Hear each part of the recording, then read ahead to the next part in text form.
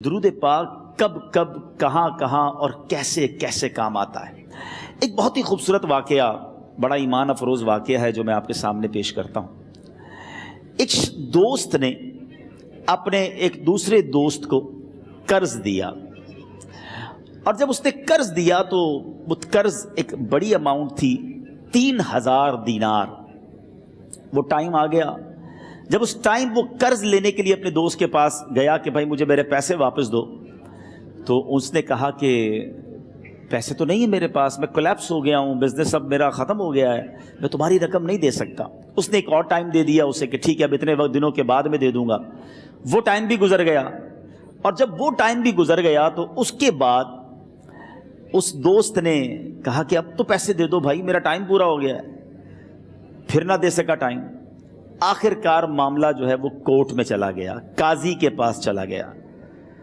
اب قاضی نے جس کو پیسے دینے تھے اس کو بلایا اور کہا کہ بھائی آپ کو اس کے پیسے دینے ہیں؟ کہتا ہے ہاں پیسے تو دینے ہیں۔ تو کہا پھر دیتے کیوں نہیں ہو؟ کہا پیسے ہیں ہی نہیں، کاروبار ہی ختم ہو گیا ہے، قرضہ تو لیا تھا، اب میرے پاس بچا ہی کچھ نہیں ہے۔ تو کہا اچھا اب یہ بتاؤ کہ کب دو گے، کیسے دو گے؟ اس نے کہا بس میرے پاس پیسے ہی نہیں ہیں۔ تو کہا اب تمہارے پاس 30 دن کا ٹائم ہے، 30 ڈیز میں یا تو اس کے پیسے لوٹا دو یا 30 دن کے بعد تمہیں قید کر دیا جائے گا۔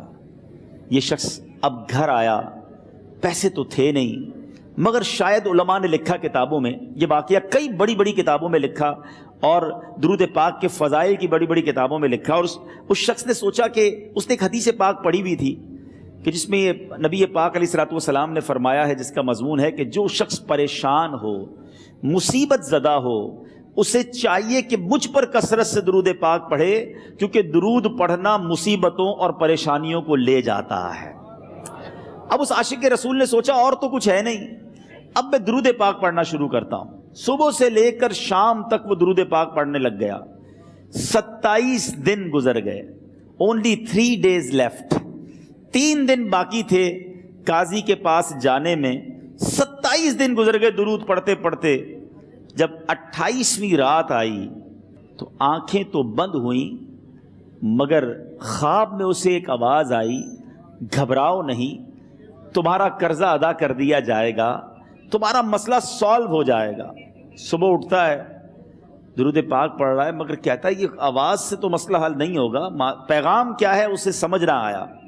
28واں دن گزر گیا، 29ویں رات آ گئی، مگر اب آنکھیں بند ہوئیں اور قسمت جاگ اٹھی۔ نبی پاک صاحب لولاک صلی اللہ تعالیٰ علیہ وسلم خواب میں تشریف لائے، اور پیارے آقا صلی اللہ تعالیٰ علیہ وسلم نے فرمایا گھبراؤ نہیں، علی بن عیسیٰ وزیر کے پاس جاؤ، وہ تمہارا قرضہ ادا کر دے گا۔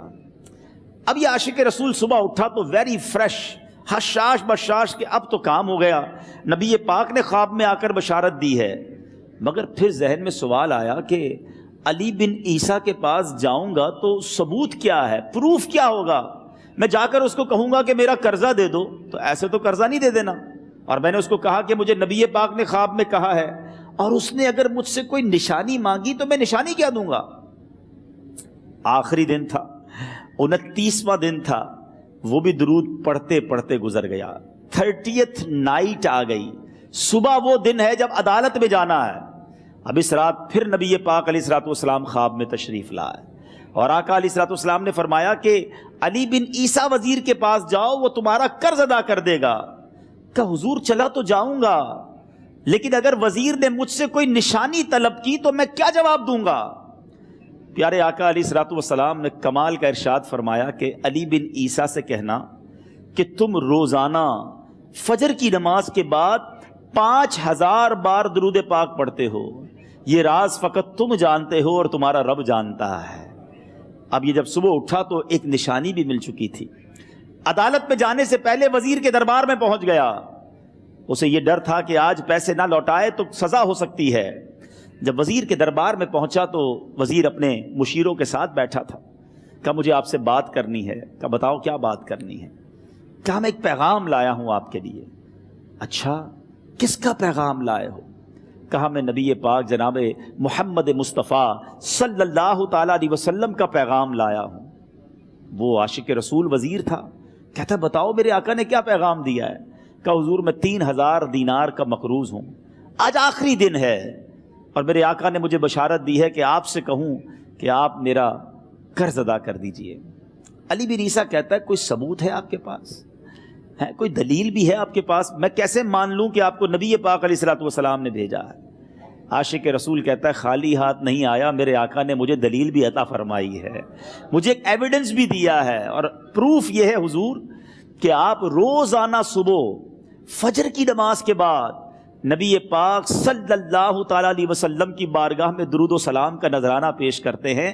جب تک 5000 کا عدد پورا نہیں ہوتا آپ اس وقت تک کسی اور سے بات نہیں کرتے، اور اے وزیر صاحب یہ راز صرف آپ کو پتہ ہے اور آپ کا رب جانتا ہے۔ اللہ اکبر۔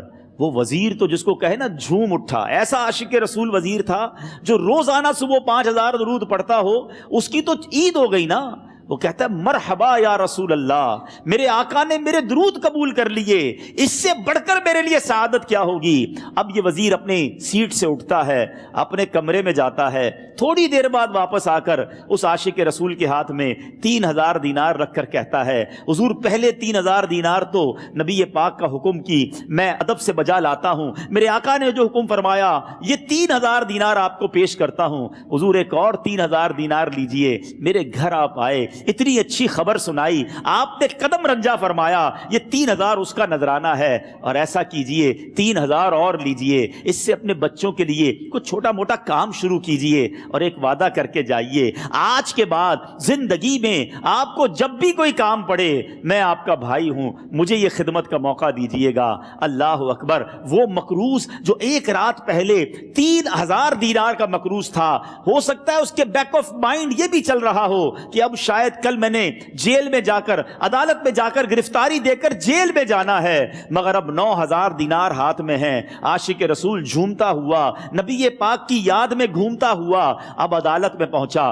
عدالت میں everybody expecting over there کہ آج اس نے آنا ہے اور آ کر کہنا یہی ہے کہ پیسے تو نہیں ہیں، گرفتار کر لو، مگر جا کر اس عاشق رسول نے 3000 دینار جج صاحب کے ہاتھ میں رکھ دیے۔ قاضی کہتا ہے پہلے تو یہ بتاؤ پیسے آئے کدھر سے؟ تم تو کہتے تھے غریب ہوں، تم تو کہتے تھے کاروبار نہیں ہے، ایک مہینے میں اتنی بڑی رقم کا انتظام کیسے ہو گیا؟ سبحان اللہ۔ اس عاشق رسول نے گویا زبان حال سے یہ کہا ہوگا کہ یہ تو کرم ہے ان کا، ورنہ مجھ میں تو ایسی بات نہیں، اتنا دیا سرکار نے مجھ کو، اتنی میری اوقات نہیں۔ اس نے وہ پورا واقعہ بھری عدالت میں سنا دیا۔ اللہ اکبر۔ میرے پیارے اسلامی بھائیوں ذرا سوچو پہلے زمانے میں کیسے عاشقان رسول ہوا کرتے تھے، وہ جج وہ قاضی بھی کیسا سرکار علیہ الصلوۃ والسلام کا عاشق تھا۔ اپنی سیٹ سے اٹھتا ہے، بھرے دربار میں بھری عدالت میں وہ اپنے چیمبر میں اپنے کمرے میں جاتا ہے، اور تھوڑی دیر بعد واپس آ کر اس کے ہاتھ میں بھی 3000 دینار ہیں، اور وہ 3000 دینار جو ہے وہ اس عاشق رسول کے ہاتھ میں رکھتا ہے کہ سارا ثواب علی بن عیسیٰ کیسے لے جائے، میں بھی تو نبی پاک کا غلام ہوں، میں تمہارا قرضہ میں ادا کرتا ہوں۔ اچھا اب ایک اور عجیب سینیریو یہ بن گیا کہ جس نے کیس کیا تھا، جس نے دعویٰ کیا تھا، وہ بھی یہ سارا منظر دیکھ رہا تھا۔ کہتا ہے جج صاحب ذرا رکیے، میں بھی اپنے آقا کا امتی ہوں، اور ایک کام کیجئے قلم کاغذ منگوائیے، اس عاشق رسول کا قرضہ ہی میں معاف کر دیتا ہوں۔ اچھا اب عاشق رسول نے وہ واپس 3000 دینار جو جج صاحب نے دیے تھے وہ واپس جج صاحب کو دیے کہ حضور یہ پیسے آپ ہی رکھ لیں، قرضہ ہی معاف ہو گیا، اب آپ کے پیسے کا میں نے کیا کرنا ہے؟ جج صاحب کہتے ہیں جو پیسے نبی پاک کے نام پر نکالے ہیں اب مجھے واپس نہیں چاہیے، یہ بھی تم اپنے ساتھ لے جاؤ۔ اللہ اکبر۔ میرے میٹھے اسلامی بھائیوں، وہ عاشق رسول ایک رات پہلے 3000 دینار کا مقروض ہے، اب 12000 دینار لے کر گھر کو واپس جا رہا ہے۔ اس ایک واقعے کے اندر جو ہم سب کے لیے درس ہے، جو ہم سب کے لیے پیغام ہے۔ شاعر لکھتے ہیں نا، دکھوں نے تم کو جو گھیرا ہو تو درود پڑھو، दुखों ने तुमको जो घेरा हो तो दुरूद पढ़ो, जो हाजिरी की तमन्ना हो तो दुरूद पढ़ो। आज हम बहुत सारी प्रॉब्लम्स में होते हैं। यहां भी हो सकता है मेरा कोई भाई बीमार बैठा हो, कोई कर्जे में डूब गया हो, किसी का कोई बिजनेस प्रॉब्लम चल रहा हो, कोई फैमिली इशू में डिस्टर्ब हो। आप किसी भी प्रॉब्लम में हैं, खुदा की कसम दुरूद पाक ऐसा वजीफा है। लोग बहुत सारे वज़ाइफ पूछते रहते हैं, बहुत सारे जनाब वज़ाइफ के बारे में मालूमात करते रहते हैं। सच्ची बात यह है, हर दर्द की दवा है सल्ले अला मुहम्मद। हर दर्द की दवा है सल्ले अला मुहम्मद।